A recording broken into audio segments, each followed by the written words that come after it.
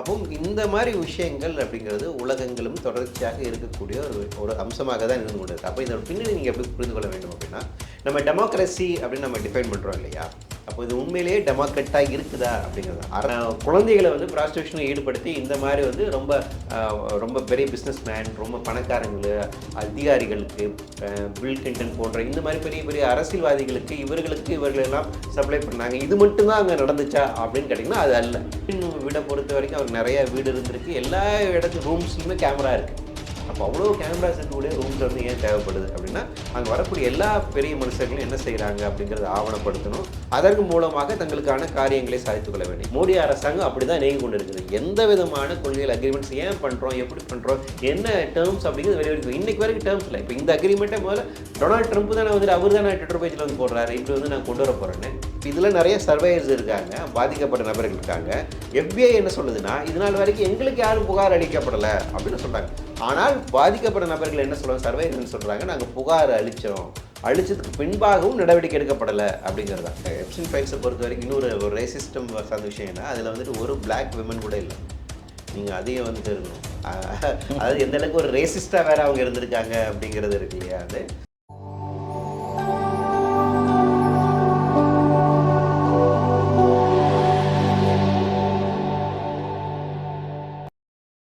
நேயர்களுக்கு வணக்கம். இன்றைய நேர்காணலில் நம்மோடு இணைந்திருக்கிறார் சமூக செயற்பாட்டாளர் பூவிலன் நண்பர்கள் திரு வெற்றிச்செல்வன் அவர்கள். வணக்கம். வணக்கம். இன்டர்நேஷ்னல் லெவலில், அதாவது உலக அளவில் இன்றைக்கி ஒரு ஜெஃப்ரி எப்ஸ்டைனோட பேர் வந்து மூலை முடுக்கெல்லாம் பேசப்படுது. பல நாட்டு தலைவர்கள், தொழிலதிபர்கள் அந்த ஃபைலில் இன்வால்வ் ஆகியிருக்காங்க. கிட்டத்தட்ட 3 லட்சம் 35 லட்சம் இல்லையா, 35 லட்சம் டாக்குமெண்ட்ஸு. என்ன தான் நடக்குது? இல்லை, இது வந்து ஒரு புதிய நிகழ்வு இல்லை. ரொம்ப அடிக்கடி நடக்கக்கூடிய ஒரு நிகழ்வு, தொடர்ச்சியாக நடக்கக்கூடிய சில வருடம் உங்கள் ஞாபகம் இருக்குன்னு நினைக்கிறேன். ஆட்டோ சங்கர்னு சொல்லிட்டு தமிழ்நாட்டில் ரொம்ப ஒரு ஃபேமஸான ஒரு என்ன சொல்ல ஒரு கிரிமினல் பர்சனாலிட்டி. அவர் வீட்டில் நிறைய வந்துட்டு பணங்கள் எலும்பு கொடுக்க கண்டெடுக்கப்பட்டதாக இருந்துச்சு.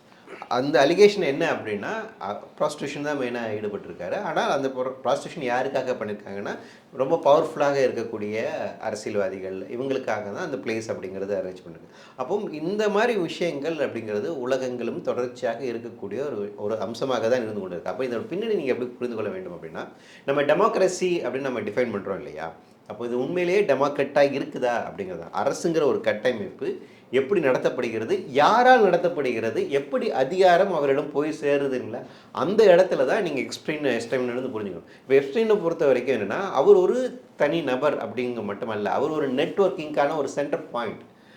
சில தியரிஸ் என்ன சொல்கிறாங்கன்னா, அவர் வந்து இஸ்ரேல் அல்லது ரஷ்யாவினுடைய ஒரு உளவு அமைப்பு சார்ந்த நபராக இருக்கலாம் அப்படிங்கிற ஒரு இருக்குது, நிரூபிக்கப்படலை. அது உண்மையாக கூட இருக்கலாம்.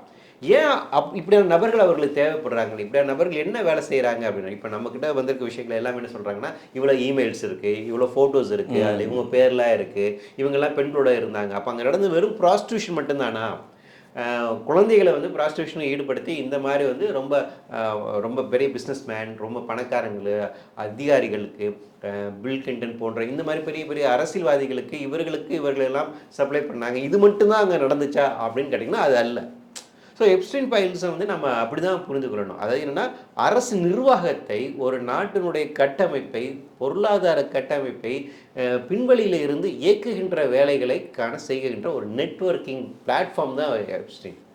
ஸோ இந்த காலந்தோறும் இப்படியான எப்ஸ்டைன்ஸ் உருவாக்கப்பட்டுக்கிட்டே தான் இருக்காங்க. உங்களுக்கு வந்து என்னைக்கு டெமோக்ராட்டிக் செட்டப்பாக இருக்கக்கூடிய அரசாங்கங்கள் உருவானதுக்கு பின்பாக, அதற்கு முன்பாக இருந்த ஆளும் வர்க்கம் இருக்காங்க இல்லையா, அது ஃபியூடல் காலத்தில் இருக்கக்கூடிய அரிஸ்டோக்ரஸியாக இருக்கலாம், மன்னர்கள் காலத்தில் இருந்த மன்னராட்சி, அந்த கிங்ஷிப்லேருந்து வரக்கூடியவங்களாக இருக்கலாம். இவங்கெல்லாம் தங்களுடைய அதிகாரத்தை விட்டு கொடுக்க விரும்பலை.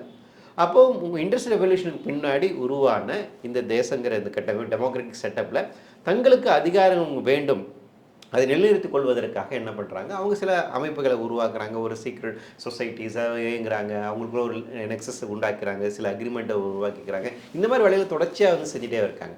ஸோ அதனுடைய ஒரு நகர்வு தான் இன்னார் தான் அமெரிக்காவினோட பிரசிடெண்ட்டாக வரணும், இவங்க தான் காங்கிரஸ்மேனாக வரணும், இவங்க தான் செனட் மெம்பர்ஸாக வரணும், இவங்க தான் இந்த பேங்க்கினுடைய சேர்மேனாக வரணும் அப்படின்னு முடிவுகள் எடுக்கிற இடத்துல சில நபர்களாக. அப்போது அவங்க ஒவ்வொரு ஆட்களாக வந்துட்டு அவங்க ரெக்ரூட் பண்ணுறாங்க. இல்லை ஏற்கனவே அதிகாரத்தில் இருக்கக்கூடிய நபர்களை தங்களுக்கு ஏற்றவங்களா மாற்றுறாங்க. அது எப்படி செய்கிறாங்க அப்படின்னா, அவங்களுக்கு பாலியல் ரீதியாக இருக்கக்கூடிய விஷயங்களுக்கு அவங்க ஹெல்ப் பண்ணுறது, அல்லது அவங்களுக்கு பணம் கொடுக்குறது, கரப்ஷன் பண்ணுவாங்க, பணம் கொடுக்கறது, அல்லது சொத்துக்களை வாங்கி கொடுப்பது, அல்லது இந்த மாதிரி விஷயங்களை அவங்களை கரப்ட் பண்ணுது. ஸோ இது வந்து அவர் எஸ்பின் வீடை பொறுத்த வரைக்கும் அவருக்கு நிறைய வீடு இருந்திருக்கு. எல்லா ரூம்ஸ்லையுமே கேமரா இருக்குது. அப்போ அவ்வளோ கேமராஸ் இருக்கக்கூடிய ரூம்ஸ் வந்து ஏன் தேவைப்படுது அப்படின்னா, அங்கே வரக்கூடிய எல்லா பெரிய மனுஷர்களும் என்ன செய்கிறாங்க அப்படிங்கிறத ஆவணப்படுத்தணும். அதன் மூலமாக தங்களுக்கான காரியங்களை சாதித்துக் கொள்ள வேண்டும். இப்போ ஒரு தியரி வச்சுக்கோங்களேன், இஸ்ரேலுக்கு இது சாதகமான விஷயம் அப்படின்னு வச்சுக்கிட்டோம் அப்படின்னா, இஸ்ரேலுக்கு சாதகமாக அமெரிக்காவினுடைய நாடாளுமன்றத்தில் தொடர்ச்சியாக அவர்களுக்கு ஆதரவான பில்ஸ் வந்து பாஸ் ஆகிட்டே இருக்குது. இது எப்படி நடத்த முடியும்? அப்போது காங்கிரஸ்மென்ஸ் எல்லாமே உங்களால் கம்பல் பண்ண முடிஞ்சதுன்னா இது சாத்தியப்படுத்த முடியும் இல்லைங்களா? அதுதான் வந்து இதில் இருக்க ஒரு ஒரு ஒரு தியரி இது அப்படி தான் முன்வைக்கிறாங்க. அப்போ பெரும்பான்மை நபர்கள் மூலமாக இப்படி ஆதிக்கம் செலுத்துவதற்காக இஸ்ரேலில் அனுப்பப்பட்ட ஒரு நபராக இருக்கலாம், இல்லை ரஷ்யனுடைய இதாக இருக்கலாம். அந்த வகையில் தான் வந்து எலெக்ஷனை ரொம்ப வந்து மேனிப்புலேட் பண்ணாங்க அப்படின்னு நிறைய கருத்து இருக்குது. ஆனால் அடிப்படையில் புரிந்து கொள்ள வேண்டிய விஷயம் என்ன அப்படின்னா, எப்ஸ்டீன் அப்படிங்கிற ஒரு யார் அப்படின்னா, ஒரு அமெரிக்காவில் யார் பவர்ஃபுல்லாக இருக்கலாம், யார் எந்த அதிகாரத்துக்கு வரலாம் என்று முடிவு செய்வதற்கு இயங்கக்கூடிய ஒரு டீப் ஸ்டேட் இருக்கு இல்லையா, அந்த டீப் ஸ்டேட் நெட்வொர்க்கில் இருக்கக்கூடிய ஒரு முன்னாள் ஒரு ஒரு ஃபேஸ் அவர் தான் அப்படின்னு நம்ம புரிஞ்சு கொள்ளலாம். கண்டிப்பாக எப்ஸ்டைனை பற்றி பல காணொலிகள் நம்ம பார்த்துருக்கோம். இந்த தகவலெல்லாம் ஏற்கனவே நம்ம அறிந்தது தான். இதில் முக்கியமான ஒரு கேள்வி என்னென்னா, இப்போ நீங்கள் குறிப்பிட்ட போல் ஒரு இஸ்ரேலுக்கு பில் இப்படிலாம் பாஸ் பண்ணியிருக்காங்க அப்படின்ற ஒரு விஷயத்த சொன்னீங்க. இதே சாயல் மோடி அவர்களுக்கும் தியரி இருக்கா, அதாவது இந்தியாவுக்கும் தியரி இருக்கா அப்படின்ற ஒரு பார்வை இருக்குது. ஏன்னா இப்போது அந்த கேள்வியை கேட்குறதுக்கு என்ன காரணம்னா, இப்போது நடந்த அந்த அக்ரிமெண்ட் இஷ்யூ நியர்லி $500 பில்லியன் கிட்ட சைன் பண்ணியிருக்காங்க இந்தியா தரப்பில். முக்கியமாக இது அமெரிக்காவுக்கான பொருள் வந்து 0 டேக்ஸ் ஃப்ரீ. இது எப்படி பார்க்குறீங்க? இல்லை இது இப்படியான அக்ரிமெண்ட்ஸ் வந்து தொடர்ச்சியாக நடந்துகிட்டே தான் இருக்குது. அதாவது என்னென்னா, நாம் என்றைக்கு வந்து WTOவில் உறுப்பினர் 90களில் வந்து உலகமயமாக்க பொருளாதார கொள்கையை நம்ம ஏற்றுக்கொண்டோமோ, அதற்கு பின்பாக இருக்கக்கூடிய நகர்வுகள்லாம் வந்து பார்த்திங்க அப்படின்னா, அந்த அக்ரிமெண்ட்ஸ் எல்லாமே வந்து பிஹைண்ட் தி ஷேடோஸ் நடந்த விஷயமாக தான் இருக்குது. எதுவுமே வெளிப்படையாக விவாதிக்கப்பட்டு, மக்களிடம் கலந்து ஆலோசிக்கப்பட்டு, பாராளுமன்றத்தில் விவாதிக்கப்பட்டு வந்த அக்ரிமெண்ட்ஸே கிடையாது. உங்களுக்கு அதுக்கு முன்னாடி இருந்த 80s அண்ட் 70s இருந்து நிறைய அக்ரிமெண்ட்ஸ் நடந்துக்கலாம். அது குறித்தான விவாதங்கள் நாடாளுமன்றத்தில் நடந்திருக்கும். அப்போ இருந்த பிரைம் மினிஸ்டர்ஸ் எல்லாமே அதுக்கு வந்து பதில் சொன்னாங்க. நம்ம அமெரிக்காவிடமிருந்து நம்ம பொருட்களை இம்போர்ட் பண்ணுறோம், இல்லை அரிசியை வந்து இம்போர்ட் பண்ணுறோம், US ஏடுக்கிட்டது நம்ம வாங்குகிறோம், கோதுமை இறக்குமதி செய்கிறோம் அப்படின்னா அங்கே விவாதம் நடந்திருக்கு. அதுக்கு வந்து பிரதம மந்திரிகள் பதில் சொல்லியிருக்காங்க. எதற்காக நம்ம என்ன செய்கிறோம், என்ன டேர்ம்ஸில் நம்ம செய்கிறோம் அப்படின்னு ஓரளவுக்கான வெளிப்படுத்த. அதையும் மாரி டிப்ளமேட்டிக் சேனல்ஸ் அப்படிங்கிறது இருக்கும். ராஜ ரீதியாக இருக்கக்கூடிய உறவு முறைகள், ஒரு டிப்ளமேட்டிக் சேனல், ஒரு டிப்ளமேட்டிக் நம்மளுடைய டிப்ளமேட் அங்கே போய் அவர்கிட்ட பேசுவார், அவர் டிப்ளமேட் பேசுவாங்க. இது இப்படி தான் நடைமுறை இருக்கும்.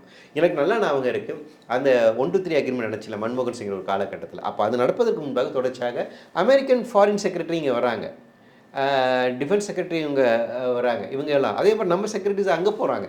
இவங்க ஃபஸ்ட்டு அதிகார மட்டத்தில் ஒரு பேச்சுவார்த்தை நடக்குது. அதற்கு பின்பாக வந்து பிரைம் மினிஸ்டர் அண்ட் பிரசிடென்ட் இவங்க 2 பேரும் பேசுகிறாங்க. அப்போ முதல் கட்டமாக அதிகாரிகள் டிப்ளமசி இருக்கக்கூடிய இந்த நபர்கள் இவங்க பேசுவாங்க, இவங்களுக்கு ஒரு டேர்ம்ஸ் வந்துட்டு வரும், அதுக்கு பின்பாக தான் நடைமுறைக்கு கொண்டு வரப்படும். அது குறித்தான விவாதம் நாடாளுமன்றத்தில் விவாதிக்கப்பட்டது. அதில் இடதுசாரிகள் கடுமையாக எதிர்ப்பு தெரிவிக்கிறாங்க. இந்த டேர்ம்ஸ் இந்த கண்டிஷன்ஸ்லாம் அகேன்ஸ்டாக இருக்குது, அதனால் நீக்கப்படணும். அதுக்கப்புறம் தான் உங்களுக்கு சிவில் லையபிலிட்டி ஆக்ட் இதெல்லாம் கொண்டு வராங்க. அப்போ என்னென்னா, இது ஒரு ஜனநாயக ரீதியாக இருக்கக்கூடிய ஒரு ப்ராசஸ். அந்த உடன்படிக்கை எந்த அளவுக்கு இந்தியாவுக்கு மோசமானதாக இருந்துச்சு, பின்விளையில் ஏற்பட்டுச்சு அப்படிங்கிற 2வது விஷயம். ஆனால் குறைஞ்சபட்சம் என்னென்னா, அது குறித்தான புதுவெளியில் ஒரு விவாதம் அப்படிங்கிறச்சு. இப்போ இந்த மாதிரி எந்த ஒரு விவாதங்கள் இல்லாமல் இப்போ புதுசாக வருது அப்படிங்கிறதுல இது முதல் தடவையாக என்று கேட்டால் இல்லை. இப்போ இந்த முதல் தடவையாக இருந்துச்சுன்னா எப்ஸ்டைன் ஃபைல்ஸோடு நம்ம வந்து கணக்கிட்டு வந்துட்டு பார்க்கலாம். ஆனால் என்னென்னா, அதற்கு முன்பாகவே இந்தியாவில் வந்து நமக்கு இப்போ ஃபோர்ட்டிஃபைட் ரைஸ் வந்துட்டு வருது இல்லைங்க. அது வந்து பிரதமர் வந்து 2021-22ஆம் ஆண்டு இந்த கொடியேற்ற சுதந்திர தினத்தில் அவர் டக்குன்னு அறிவிக்கிறார். இந்தியாவில் இந்த மாதிரி செறிவூட்டப்பட்ட சத்துமிக்க உணவு வழங்கப்படும்னு அறிவிச்சிட்டாங்க. அது வரைக்கும் அப்படி ஒரு கொள்கை கொண்டு வர போகிறாங்கன்னு யாருக்குமே தெரியாது. அவர் அறிவிச்சிட்டார் திடீர்னு. ஆனால் அதுக்கு முன்னாடி கம்பெனிஸ் இங்கே உற்பத்தி பண்ண ஆரம்பிச்சாங்க, டக்குன்னு அதை இன்றைக்கி PDSல கொடுக்க ஆரம்பிச்சிட்டாங்க. அப்போ என்னென்னா, ஏதோ ஒரு இடத்துல பேசி நடந்திருக்காங்க. அப்போ அது குறித்து வந்து ஒரு ரிப்போர்ட்ஸ் கலெக்டிவ் அப்படின்னு ஒரு இன்வெஸ்டிகேட்டிவ் ஜேர்னலிஸ்ட் அவங்க வந்து ஒரு பெரிய ஒரு இன்வெஸ்டிகேட்டிவான ஒரு ஆர்டிக்கல் சொல்லிட்டாங்க. அதில் என்ன சொல்கிறாங்க அப்படின்னு பார்த்தீங்கன்னா, 90ஸ்லேயே வந்து பார்த்தீங்கன்னா இது குறித்தான அளவுக்கான உலக மாநாடுகள் நடக்க ஆரம்பிச்சிருச்சு. அதில் இந்திய அதிகாரிகளுக்கு கூப்பிட்டாங்க. இந்திய அதிகாரிகளுக்கு கூப்பிட்டு வச்சுட்டு அவங்க அந்த மாநாட்டில் பங்கெடுக்க வச்சு இதனுடைய தேவை என்னன்னு புரிய வச்சு அவங்க இங்கே வந்த உடனே இங்கே வந்து நம்மளுடைய ஐசிஏஆரில் இதுக்கான ஒரு அமைப்பு உருவாக்கப்பட்டது. அப்புறம் நிதி ஆயோக்கில் ஒரு அமைப்பு உருவாக்கப்பட்டது. அவர்கள் சில ஆலோசனைகளை தர்றாங்க. அந்த ஆலோசனை அடிப்படையில் இந்த பாலிசி உருவாக்கப்படுகின்றது. அப்போ என்னென்னா இங்கே இருக்கக்கூடிய அதிகாரிகள் அங்கே போகிறாங்க, அவங்க என்ன செய்கிறாங்களோ அதுக்கேற்ற மாதிரி நடக்குது. அப்போ இந்த மாதிரி மேனிப்புலேஷன் பிஹைண்ட் தி ஸ்கேடல் நடக்கக்கூடிய விஷயங்கள் அப்படிங்கிறது என்ன, கடந்த ஒரு இந்த 10-15 வருடங்களாக நம்ம தொடர்ச்சியாக நிறைய வகையிலும் பார்த்து கொண்டே தான் இருக்குது. அப்படி தான் இந்த அரசாங்கம், மோடி அரசாங்கம் அப்படி தான் நீங்கி கொண்டு இருக்குது. எந்த விதமான கொள்கைகள் அக்ரிமெண்ட்ஸ் ஏன் பண்ணுறோம், எப்படி பண்ணுறோம், என்ன டேர்ம்ஸ் அப்படிங்கிறது வரைக்கும் இன்றைக்கு வரைக்கும் டேர்ம்ஸ் இல்லை. இப்போ இந்த அக்ரிமெண்ட்டை முதல்ல டொனால்ட் ட்ரம்ப் தானே வந்துட்டு அவர் தானே ட்விட்டர் பேஜில் வந்து போடுறாரு, இப்படி வந்து நான் கொண்டு வர போகிறேன்னு. அது எப்படி 2 பேரும் வந்து 2 அரசு இடம் இருக்கக்கூடிய ஒரு ஒப்பந்தம் இருக்குன்னா 2 பேருமே இருந்து கூட்டறிக்கை கையெழுத்திட்டு தானே அறிவிப்பாங்க. அதுதானே இது நாள் வரைக்கும் அப்படி இல்லாமல் நடந்துட்டு இருக்கு. இது வந்து not it first time. Maybe Epstein ஃபைல்ஸில் வந்துட்டு மோடி அவர்களோட பெயர் இருக்குது அப்படிங்கிறது இருக்குது, அமைச்சர் இன்னொருத்தரோட பெயர் இருக்குது அப்படின்னா நிச்சயமாக அந்த நெட்வொர்க்கிங்கில் ஏதோ ஒரு வகையில் இன்வால்வ் ஆகியிருப்பாங்க. ஏன் அப்படின்னா அது டிப்ளமேட்டிக் சேனலாகவும் அது வேலை செய்திருக்கு. அதை நான் சொல்கிறேன். அந்த பவர் சென்டர் அப்படிங்கிறது இருக்குல்ல, எல்லா இடத்துலையும் அது வேலை செய்யுது. உங்களுக்கு அனில் அம்பானிக்கு அது வந்து ஒரு ரோம் இருக்குன்னா ஒரு ரோல் இருக்குது அப்படின்னா இந்தியா போன்ற மிகப்பெரிய சந்தையை அவர்கள் விடுவதற்கு தயாராகலை.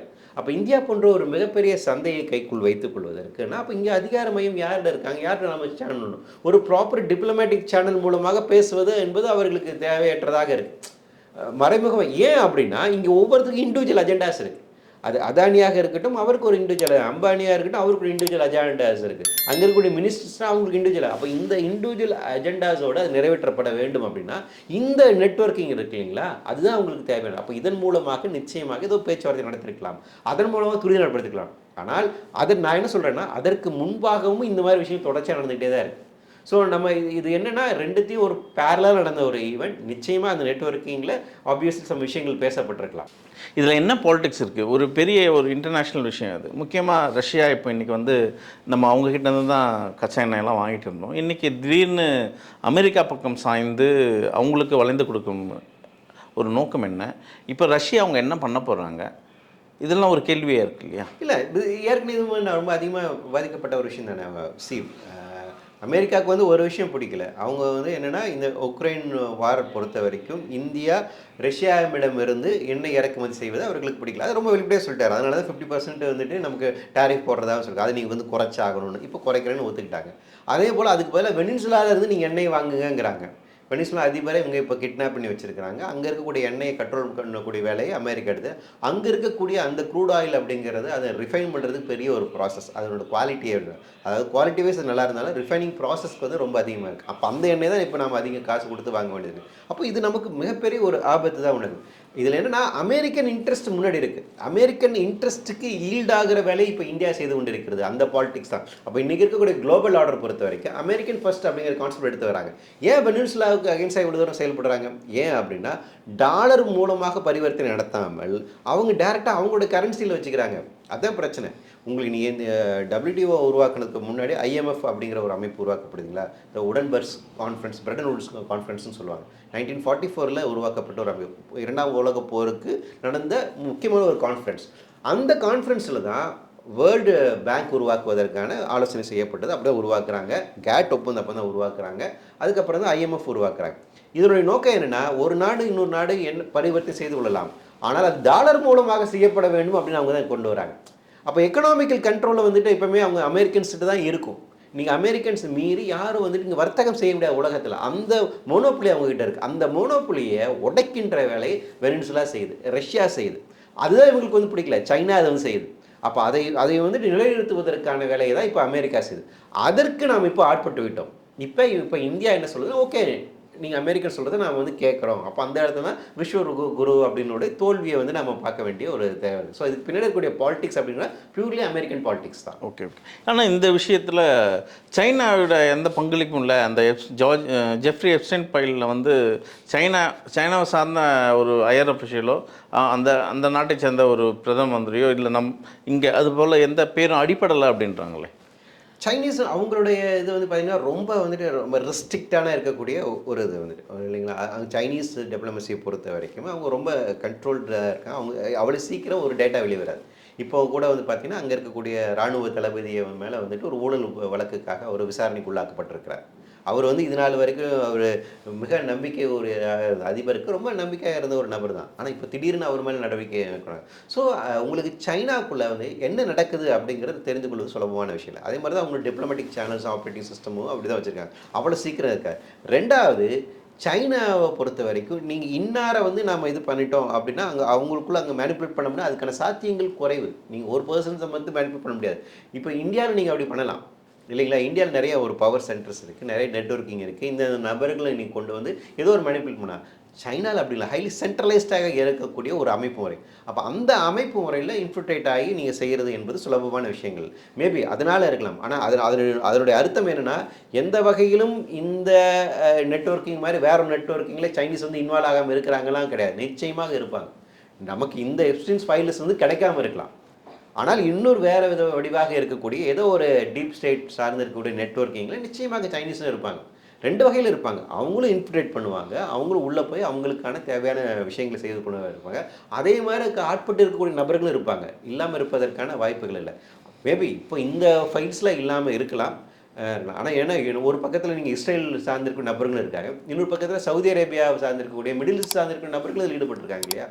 ஸோ எல்லாருமே தான் இருக்காங்க. அப்ப சைனீஸ் இதோட இல்லாம இருக்கறதுக்கு மேபி இவரோட நெட்வொர்க்கிங்க்கு அந்த ஸ்கோப் இல்லாம இருக்கலாம். ஆனா கண்டிப்பாக வேற ஒரு இடத்துல நிச்சயமா சைனீஸோட இன்வால்வ்மென்ட் நிச்சயமாக இருக்கும்னு நினைக்கிறேன். இப்போ இந்த விஷயத்துல கிட்டத்தட்ட பெரிய ஆளுமைகள் யார் தான் இத முன்னிருந்து பண்ணுவாங்க? இப்போ அமெரிக்கா நீதிமன்றம் வந்து ஒரு விஷயத்த சொல்லியிருக்காங்க. ஃபோட்டோ இருந்தாலோ, அவங்க பேர் இன்வால்வ் ஆனாலோ அவங்கலாம் குற்றவாளியா நாங்க கருத முடியாது. அப்படின்ற வார்த்தைய முன் வச்சிருக்காங்க. இதெல்லாம் எப்படி வெளிய வரும்? இதுக்கான தண்டனைகள்லாம் எப்படி தரப்போறாங்க? இல்ல அதான் இதில இருக்கிற ரொம்ப மோசமான வேலை. இந்த அதாவது என்னன்னா, Netflixல வந்துட்டு இதுக்கு இப்படித்தான் ஒரு டாக்குமெண்ட்ரி இருக்கு. 1995லயே ஃபர்ஸ்ட் கம்ப்ளைண்ட் வந்து வருது. எப்ஸ்டீனுக்கு அகைன்ஸ்டாக அவருடைய தங்குமிடத்தில் இந்த மாரி எனக்கு அபியூஸ் நடந்திருக்கு அப்படிங்கிற பெண்கள் வந்துட்டு கம்ப்ளைண்ட் பண்ணியிருக்காங்க. அது மேல ஆக்ஷன் எடுக்கப்படல.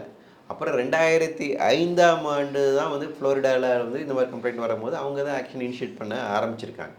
ஸோ அதையும் மீறி வந்து பார்த்தீங்கன்னா, FBI ஆக இருக்கட்டும், போலீஸ் ஏஜென்சியாக இருக்கட்டும், இத இன்வெஸ்டிகேட் பண்றதுக்கே தயாராக இல்ல. எல்லாமே இவர் மேல உள்ள சார்ஜஸ் எல்லாமே என்னன்னா, ப்ராஸ்டிடியூஷன்ல ஈடுபடுத்தப்பட்டார் அப்படிங்கிறது மட்டும் தான். பெண்களே அதுவும் குறிப்பாக வந்துட்டு குழந்தைகளை வந்துட்டு ப்ராஸ்டிடியூஷன்ல ஈடுபடுத்தினார் அப்படிங்கிறதுக்காக தான் இவர் தண்டிக்கப்பட்டிருக்கார். அப்படிப்பட்ட தண்டிக்கப்பட்ட குற்றவாளி தான். அதுவும் 1 வருஷம் 11 மாசமோ என்னமோ தான் அவருக்கு தண்டனை கொடுக்கப்பட்டது அப்படிங்கிறது. ஒரு 3 சார்ஜஸ் அப்படிங்கிறது பொறுத்தான். இப்போ இது மட்டும் தான் விசாரணைக்குரியதா இருக்கு. இப்போ இதில நெறைய சர்வேயர்ஸ் இருக்காங்க. பாதிக்கப்பட்ட நபர்கள் இருக்காங்க. FBI என்ன சொல்லுதுன்னா, இது நாள் வரைக்கும் எங்களுக்கு யாரும் புகார் அளிக்கப்படல அப்படின்னு சொல்றாங்க. ஆனால் பாதிக்கப்பட்ட நபர்கள் என்ன சொல்றாங்க, சர்வேயர் என்ன சொல்றாங்க, நாங்க புகார் அளிச்சோம். அளிச்சதுக்கு பின்பாகவும் நடவடிக்கை எடுக்கப்படல அப்படிங்கிறது தான். இது வெறுமனே பாலியல் சுரண்டல் சார்ந்திருக்கக்கூடிய ஒரு வழக்காக மட்டும் தான் பாவிக்கப்படுகிறது. அதான் இதில இருக்கக்கூடிய பிரச்சனை. அது அல்ல. அதை தாண்டி இதில் இருக்கக்கூடிய ராஜாந்திர ரீதியாக இருக்கக்கூடிய என்ன விஷயங்கள், யாருக்கு என்னென்ன பெனிஃபிட் பண்ணாங்க, அங்க என்ன லாபி நடந்தது, அதன் மூலமாக என்ன மாற்றம் நடந்துச்சு, அதன் மூலமாக என்ன எக்கனாமிக் சுரண்டல் ஏற்பட்டுச்சு அப்படிங்கிறது இருக்கு இல்லையா? அந்த விசாரணைக்கே போகல. இது இந்த அமெரிக்கா பொறுத்தவரைக்கும் எந்த அளவுக்கு இந்த விசாரணைகள் இருக்கு அப்படின்னா, எல்லாமே இங்க வந்து பெண்கள் பாதிக்கப்பட்டிருக்காங்க. இந்த பெண்களுக்கு எதிராக நடத்தப்பட்ட கொடுமைகளுக்கான விசாரணைக்கு உட்படுத்த வேண்டும். அது வேணும் நிச்சயமா மாற்று கருத்து இல்ல. ஆனால் அதையும் தாண்டி இப்படி இதில் ஈடுபட்ட நபர்கள் எப்ஸ்டீனுக்கு சாதகமாக என்னென்ன விஷயங்கள் செஞ்சு குடுத்தாங்க? அப்படிங்கிற ஒரு கேள்வி இருக்கு இல்லையா? என்ன மாரி சட்டங்கள் கொண்டு வருவதற்கு இவங்க இந்த லாபிஸ வந்து பயன்படுத்துறாங்க? யாருக்கு எவ்வளோ பணம் டிரான்சாக்ட் பண்றதுக்காக இத வந்து பயன்படுத்தியிருக்கிறாங்க? எந்த நாட்டில இருக்கக்கூடிய ஆட்சியை கவிழ்ப்பதற்காக எந்த ஜெனரல்ட்ட யார்ட்ட என்ன பேசுனாங்க?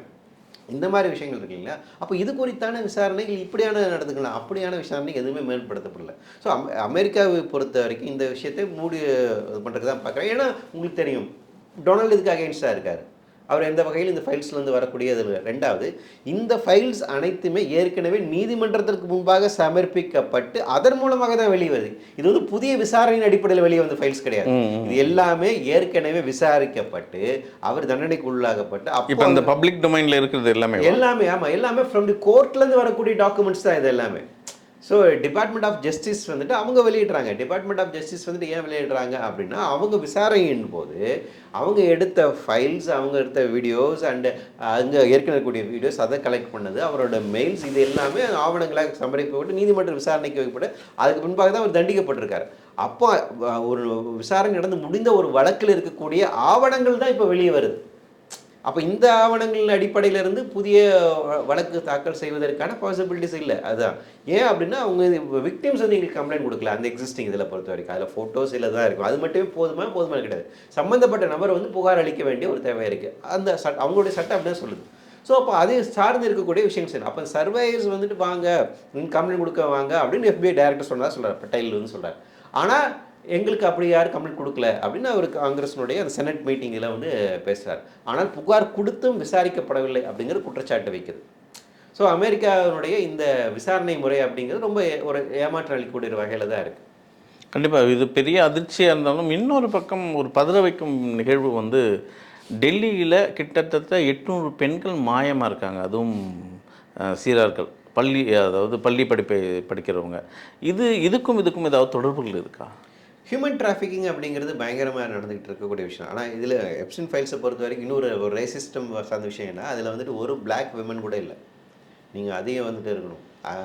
அதாவது எந்த அளவுக்கு ஒரு ரேசிஸ்டாக வேறு அவங்க இருந்திருக்காங்க அப்படிங்கிறது இருக்கு இல்லையா அது. ஸோ அதில் இருக்கக்கூடியது ஹியூமன் டிராஃபிக்கிங் அப்படிங்கிறது இந்தியாவிலும் அது 3ஆம் உலக நாடுகளும் பயங்கர கடுமையாக இருக்கக்கூடிய ஒரு விஷயம் தான். அது நீங்கள் சொல்கிற மாதிரி வந்து இங்கே காணாமல் போன பெண்கள் அப்படிங்கிறது வந்து வெளிநாடுகளுக்கு வந்துட்டு அனுப்பி வைக்கப்படுவது, அங்கே பாலியல் ரீதியான சுரண்டலுக்கு ஈடுபட்ட போக்கு அப்படிங்கிறது இருந்துக்கூடிய தான் இருக்குது. இதில் 2 விதமான இருக்குது. அதாவது வந்து டைரக்ட்லி ஃபார் ப்ராஸ்டியூஷன்ஸ் அப்படிங்கிறதுல வேறு கேட்டகரிஸ் அப்படிங்கிறது இருக்குது. அதில் வந்துட்டு ஓகே இங்கே இந்தியாவிலே ஈடுபடுத்தக்கூடியது அப்படின்னு பொதுவெளியில் அப்படிங்கிறது இருக்குது. அதை தாண்டி இப்படியான பதவிகள் இருக்கக்கூடிய நபர்களுக்காக செலக்டிவாக அனுப்பக்கூடியது இருக்குங்களா. ஸோ அதுலேயே வேறு விதமான கேட்டகரிஸ் இருக்குது. அப்போது இங்கே பெண் குழந்தைகள் கடத்தப்படுறாங்க அப்படின்னா இவங்க எல்லாருமே ஒரு இடத்துக்கான டிராஃபிக்காக போய் சேர்றாங்க அப்படின்னா அது கிடையாது. அதில் யார் அதில் அந்த மிடில் மேனாக இருந்து யார் சூஸ் பண்ணி யாரை எங்கே அனுப்பணும் அப்படிங்கிறது இருக்குல்ல அந்த இதுக்குள்ள. இப்போ வந்து எப்ஸ்டைன் வந்துட்டு டேரெக்டாக அவர் போய் யாரையும் கிட்னாப் பண்ண போகிறது கிடையாது கண்டிப்பாக இல்லையா. அப்போ அவருக்கான ஒரு நெட்வொர்க் இருக்கும். அப்போ அங்கேருந்து எனக்கு இப்படிப்பட்ட ஆட்கள் தான் வேணும் அப்படிங்கிறது அவர் இது பண்ணியிருப்பார். அதன் மூலமாக தான் கிடைக்குது. இப்படியான நெட்வொர்க்கிங் இதெல்லாம் செயல்படுறாங்க. அப்போது என்னென்னா எல்லாமே வந்து இந்த மாதிரி பயன்படுத்தப்படுறாங்க, இந்த மாதிரி சுரண்டலுக்கு தான் பயன்படுத்தப்படுகிறார்கள் அப்படின்னு கேட்டிங்கன்னா இல்லை. ஒவ்வொரு இதிலும் இந்தியாவிலே இந்த மாதிரி அமைப்புகள் உருவாக்கப்பட்டு இங்கே ப்ராஸ்டியூஷனில் ஈடுபடுத்த வைக்கக்கூடிய அமைப்புகள் தனித்தனியாக இருக்குது. அங்கே இருக்கலாம், சில பேர் வெளிநாட்டுகளுக்கு கடத்தப்பட்டு இருக்கலாம்.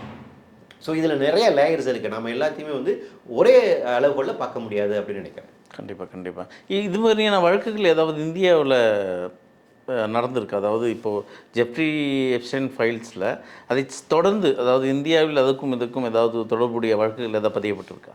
இல்லை இல்லைன்னா நம்ம மினிஸ்ட்ரி ஆஃப் எக்ஸ்டர்னல் அஃபேர்ஸை வந்துட்டு அந்த மெயிலை வந்து கடுமையாக மறுத்துருக்காங்க. இந்த மாதிரி 2019ஆம் ஆண்டு பிரதம மந்திரி அங்கே போனது உண்மை, அதை தவிர்த்து வேறு அவர் சொல்லக்கூடியதில் எந்த இதுவும் உண்மையும் இல்லை அப்படின்னு மறுத்துருக்காங்க. ஸோ அதை தாண்டி இதில் விசாரணைக்கு உட்படுத்துவதற்கான எந்த டாக்குமெண்ட்ஸும் நம்மகிட்ட அந்த வெளியே ஆகலை இந்த இதை பொறுத்த வரைக்கும். அஃப்கோர்ஸ் அந்த மினிஸ்டர் அப்புறம் வந்து அனில் அம்பானி இவங்களுடைய மெயில்ஸ் இவங்க சார்ந்திருக்கிற மெயில்ஸ் இருக்கு இல்லையா, அது நியாயமாக அது வந்து இன்வெஸ்டிகேட் பண்ணணும். ஆனால் அது இன்வெஸ்டிகேட் பண்ணுவதற்கு ஃப்ரைம் ஆஃபீஸியான எவிடன்ஸ் அதை எடுத்துக்கலாமா வேண்டாமாங்க 2ஆம் தர வேணும். ஆனால் அந்த குறிப்பிட்ட ஒரு காலகட்டத்தில் இவங்களுக்கு நடந்த ஒரு டிரான்சாக்ஷன் மூலமாக அம்பானிக்கு வந்துட்டு சில லாபங்கள் வந்ததாக தான் அது அப்படி தான் புரிந்து கொள்ள முடியுமா இருக்குது. அனில் அம்பானியோட அந்த விசிட், ஜெஃப்ரியோட எப்ஸ்டைனோட அந்த இணக்கம் ஒரு எக்ஸ்டர்னல் அஃபேர்ஸ்க்கு அந்த சார்ந்து அவர் போனாரா, இந்தியாவை சார்ந்து அவர் பண்ணிச்சாரா, இல்லை தனிப்பட்ட ஒரு தொழிலதிபராக அவரை சந்திக்க நேற்றதா? அது ஒரு கேள்வியாக இருக்கு இல்லையா. நீங்கள் அனில் அம்பானியோட ORF இருக்கு இல்லைங்களா, அவங்க நம்ம இந்தியன் டிப்ளமசி அவங்க தான் டிசைட் பண்ணுறாங்க. கேரவனில் வந்துட்டு ஒரு ஆர்டிக்கிள் வந்துச்சு, ஒரு 3-4 வருஷத்துக்கு முன்னாடி வந்துச்சு. OFR அப்படின்னு ஒரு அமைப்பு இருக்காங்க, அப்சர்வர்ஸ் ரிசர்ச் ஃபவுண்டேஷன் அப்படின்னு சொல்லிட்டு அந்த அமைப்பு வந்து பார்த்திங்கன்னா அதுக்கு முன்பாக அந்த அமைப்பு உருவாகுவதற்கு முன்பாக வரைக்கும் நம்மளுடைய டிஃபென்ஸ் ஸ்கூலில் இருக்க இன்ஸ்டியூஷன் ஃபார் டிஃபென்ஸ் இருக்கா, அவங்க தான் வந்து பார்த்திங்கன்னா இராணுவம் சார்ந்து இருக்கக்கூடிய டிப்ளமேட்டிக் சார்ந்து இருக்கக்கூடிய நபர்கள் எல்லாம் வச்சு மாநாடு நடத்துவாங்க. அதில் தான் அப்படி தான் பேசுவாங்க. அதான் இருந்துச்சு. அது நம்ம கவர்மெண்ட்டோடைய ஒரு இன்ஸ்டியூஷன்.